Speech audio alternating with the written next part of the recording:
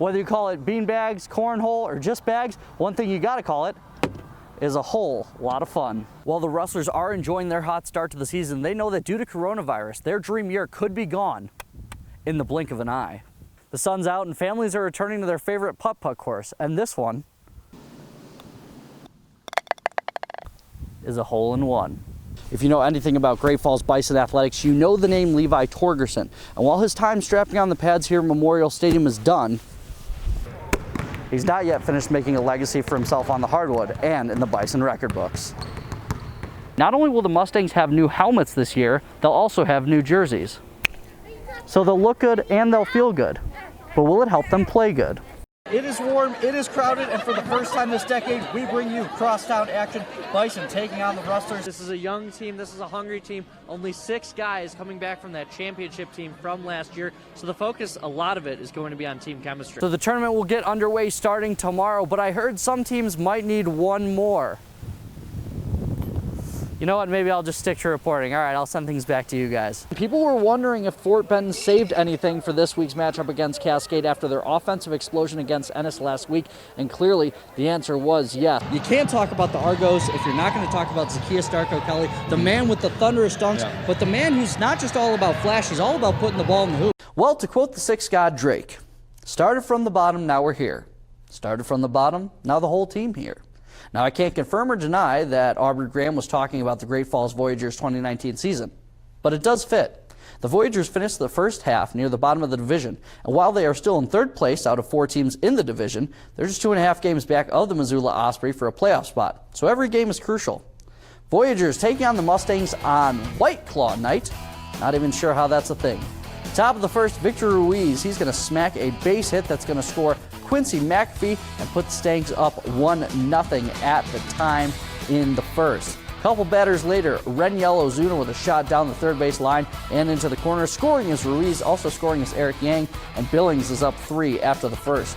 The Voyagers, they're going to come back with a little offense of their own. Bottom first, slamming Sammy Abbott with a base hit. That's going to score Luis Curbelo and Luis Mieses, bringing the Voyagers to within 1. That game has just gone final. Voyagers walk it off with an 8-7 victory.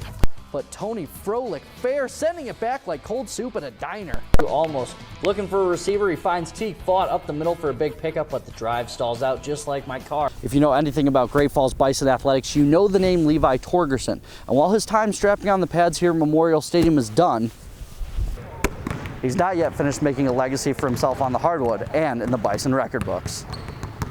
Extremely competitive and very hard worker. One of the hardest workers on the team. His coaches take any chance they can get to rant about someone they consider to be a coach's player.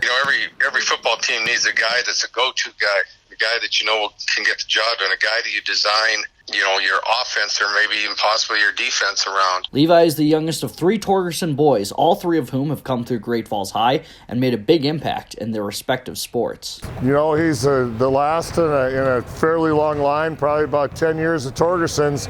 They've all been very competitive, all been very successful, and he's just icing on the cake. But for Levi, it's all about the wins, the awards, and of course, the Bison legacy. I just want to be a kid that people look up to, and both on the football field and on the basketball field. And I think being a 2-sport athlete, that's one of the biggest beneficiaries, and because you're getting team football on one side and then team basketball on the other, and everything just comes together when you're a team player, and you just got to lead your team. Being a Bison is a huge honor, and probably just the camaraderie that we have here, and just being a bond with your team on the football field, on the basketball court, going on bus trips, in the locker room. It's just one of the best things. His coaches will miss him, that's no doubt. And replacing a Torgerson, whether it be Levi or one of his brothers, doesn't come easy. I guess the biggest thing is that you always kind of knew you could. There was that one guy out there that you could count on. Whether it be offensively, defensively, special teams, whatever it was. He's proved himself to be, I don't know, in my opinion, I'm sure he's going to go down as one of the better players ever at that school. But he accomplished this year as a senior. In terms of how many times he made all-conference and all-state teams, I don't think that's ever even been close at Great Falls High. As for after high school, Levi will be announcing his post-grad plans after basketball season wraps up. Reporting in Great Falls, Leo Goldman, SWX. I was willing to do whatever it takes to get back out onto the field. On Friday, the Fort Benton Longhorns came into Belt for a matchup with the Huskies, two undefeated teams competing for Northern Class C bragging rights. Fort Benton got the 50-24 victory, but the story of the game wasn't the Longhorns' shutdown defense or the high-powered offense. It was the wrapped like a holiday present elbow of Jace Thompson. Thompson hurt his elbow in Week 3 against Cascade, and after seeing a specialist, it was determined that it wasn't just a sprain. A broken chip off and then a little fracture in there. 6 weeks for it to fully heal, so the doctor said. I was pretty devastated, definitely did not want to hear that at all. They also said that as long as we have it locked in at 90 degrees with padding on it, we were able to play. There was a chance his final season at Fort Benton was over. But last year, the Longhorns had Max Lane, a senior who played half of the 2019 football season on a torn ACL, and then played a basketball season as well.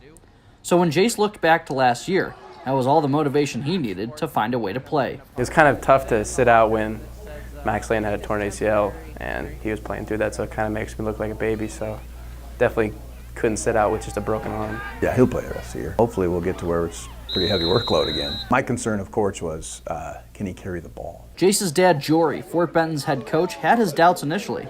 After all, he's not just looking after another player. He's looking after his own flesh and blood. It was probably easier because I knew what his dad thought. So as the coach, I knew what his mom and dad thought, and I knew that they were both okay with him playing. And there's risk in everything in life, and he wasn't going to not play. He told me all week before the Belt game, my arm's broke, Dad. My legs aren't broke. Jace ran for 2 touchdowns in the win over Belt, despite only playing in 1 quarter. It looks like for the rest of the season, the Longhorns won't just be getting touchdowns from him, they'll also be getting some extra heart.